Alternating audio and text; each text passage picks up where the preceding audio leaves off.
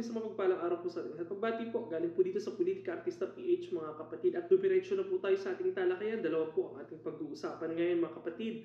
Una po, ito pong bagong sekretary po ng PCO mga kapatid na walang iba po kundi si Jay Ruiz. Ay nako, pumutok po ang balita at naglabas po ng scoop ito pong politiko mga kapatid. At nakasungkit daw po ng humigit kumulang 206 milyong kontrata ng Digital 8 bago talaga bilang PCO secretary mga kapatid. Nako, lupit ano mga kapatid, mukhang ginagawa pong negosyo talaga ang gobyerno ng mga walang kwentang mga taong ito mga kapatid. Ano? At ito naman pong si Antonio Trillanes mga kapatid na mukhang binabasura po. Ikalawang pag-uusapan, ito pong si Trillanes, mukhang ibinabasura po mga kapatid ng Caloocan. Ano? Matapos pong makakuha ng 22, sumadsad sa 22, negative 22 ang kanyang result survey dito po sa Caloocan. Laban po sa kanyang katunggali na si Along Malapitan, nakakuha po ng 75%. Dito po sa lungsod po ng Caloocan mga kapatid. Nako, eto na po mga kapatid, dumiretso na po tayo. Unahin na po natin ano. Ito pong si Jay Ruiz. Swerting-swerte po mga kapatid ano. Panalo ng humigit kumulang 206 milyong kontrata ng Digital 8 bago maitalaga bilang PCO secretary. Ayon po sa source ng politiko mga kapatid. Alam naman po natin mga kapatid, ito pong politiko ay pag naglabas po ito ng mga scoop, malamang sa malamang totoo at credible po ang kanilang inilalabas mga kapatid. Ano? Dito tayo, unahin natin. Galing po courtesy kay Ang Pilipino ang balita ngayon. Parang nanalo sa PCO Lotto ayon sa ulat ng politiko. Ilang buwan bago maitalaga bilang communication secretary ang kumpanya ng co-founder ni Jay Ruiz, dating ABS-CBN reporter, ay nakabingwit ng hindi isa kung hindi dalawang malalaking kontrata mula sa Philippine Charity Street Office or PCO na may kabuuang halagang 206.52 million sa isang notice of award na may petsang October 30, 2024. Nakasungkit umano ang Digital 8 Incorporation kasama ang Intercontinental Broadcasting Corporation or IBC na may 178.5 milyong kontrata para sa production at TV transmission ng PCO Lotto draws at sa iba pang laro. Ayon sa dokumento na nakalap ng politiko, si JB Ruiz ay kinatawan ng Digital 8, isang kumpanyang nakabase sa One Global Palace Bonifacio Global City sa Taguig. Dahil sa kasunduang ito, lumipat ang broadcast ng Lotto Draw mula sa People Television Network ng PTV patungo sa IBC simula December 31, 2024. Tila hindi pa doon natatapos ang swerte ni Ruiz sa isa umanong hiwalay na notice ng awards noong December 20, 2024. Nakuha rin ng Digital 8 ang isang 27.552 milyong kontrata mula sa Philippine Charity Street Office para sa production at placement ng digital promotion videos. Ang pumirma raw para sa kontratang ito ay si Romel Miranda, presidente ng Digital 8, dating tagapagsalita ng National Capital Region or Police Office NCRPO. Si Miranda na ngayon ay tumatakbo bilang konsehal sa ikalawang distrito ng Maynila ay minsan na umanong naiugnay ng Maynila na ugnay sa 2012 pagdukot at pagpatay sa isang Chinese-Filipino negosyante. Bukod kay Ruiz, kabilang din sa mga co-founder ng Digital 8 na si Ana Puod, dating general manager ng PTV, na ayon sa mga ulat, maaaring bumalik sa network ngayon ang kanyang business partner at mamuno sa Presidential Communications Office. Antindi, no? Sa dami ng pumasok na kontrata, tila hindi lang PCSO Lotto Draw ang draw, may nananalo pati rin sa media deals. Ngunit habang tinatanong ng ilang kung papaano tumindi ang swerte ng Digital 8, ang tanong ng marami, may kinalaman kaya ang paparating na appointment ni Ruiz sa kanyang swerte sa kumpanya? Ayon po yan sa politiko, mga kapatid.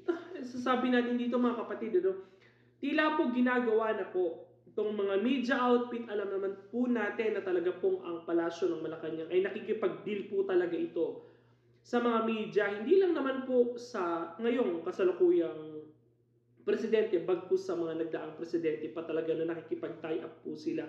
Pero ibang usapan na po talaga, mga kapatid, kapag may ibang mga nakikisawsaw po at nakikisali na tila bagamat nakikiisa po at nakikihati pa po sa pera ng gobyerno, at ang mga taong ito po ay may sariling interes.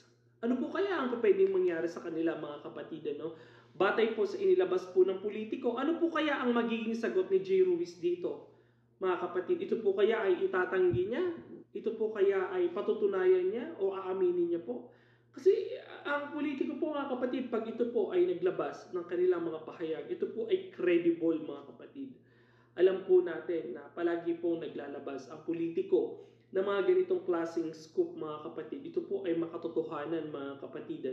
Lagi pong tumutumpak ang mga nagiging pahayag po ng politiko once po sila po ay naglalabas ng article, mga kapatid.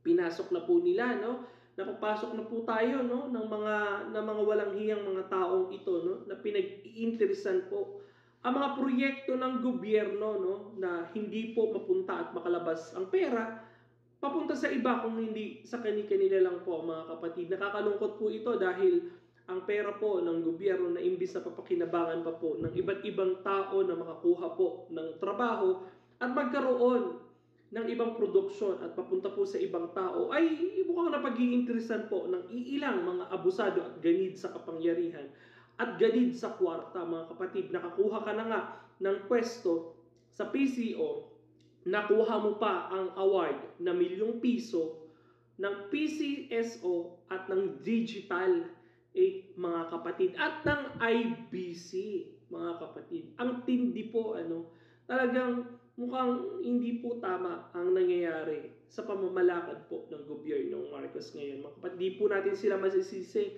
dahil kung ang gobyerno po ay nakikiisa at pumapayag at pinapahintulutan ang mga ganitong klaseng deal at mga ganitong klaseng pakikipagsabwatan po, sa ibang mga tao, ay alam naman po natin si J. Ruiz ay isa po ito sa mga shareholder ng ABS-CBN, mga kapatid. Kaya hindi na po tayo magtataka, mga kapatid, na kung masusungkit po nila ang ganitong klaseng kalaking pera, ay huwag na po tayong umasa na babalik po ang media network ng ABS-CBN sa mga darating na panahon.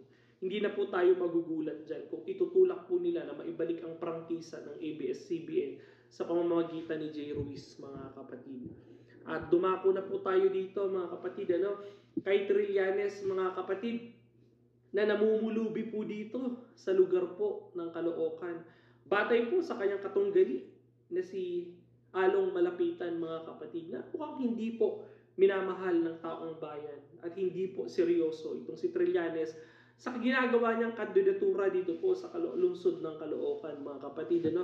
Trillanes, nangangamote sa Caloocan, net trust rating laga pa. Caloocan City, patuloy ang malas ni Antonio Trillanes sa politika.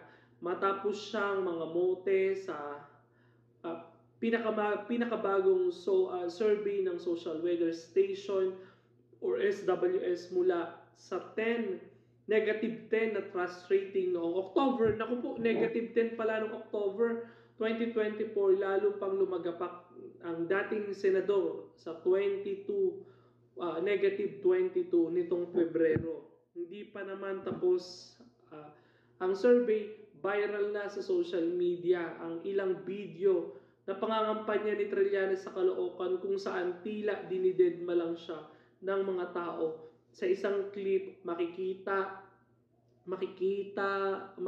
abala ang mga residente sa kanilang ginagawang hakbang habang naglalakad siya. Walang nagkakagulo, walang nagpapapicture at tila nananadyang hindi pansinin ang dating senador. Di ko alam kung matatawa ba ako, o maaawa, harap-harapan na siyang dinidedma ng mga tao ayon sa netizen.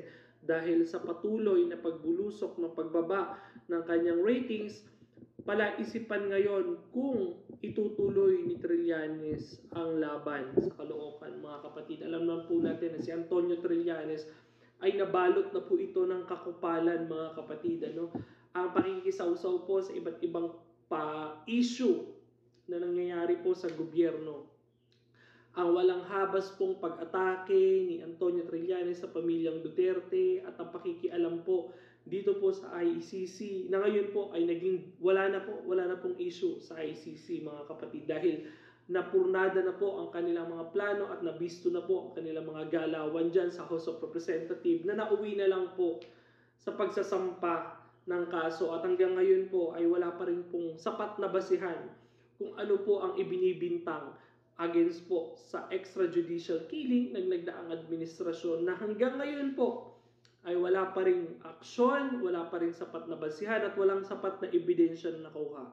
Laban lang po sa mga ginagawa nilang paninira sa pamilya Duterte, mga kapatid. Ito pong si Antonio Trillanes na hindi minamahal ng Caloocan ay deserve nyo pa rin po ang malapitan na maglingkod sa inyo.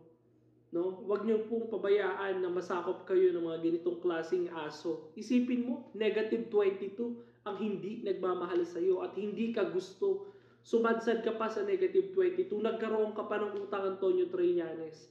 No? Saan kaya pupulutin itong karir ni Antonio Trillanes sa mga darating na panahon, mga kapatid? Maraming salamat po sa inyong pakikinig dito po sa Politika Artista PH. Hanggang sa muli po. Bye po, mga kapatid.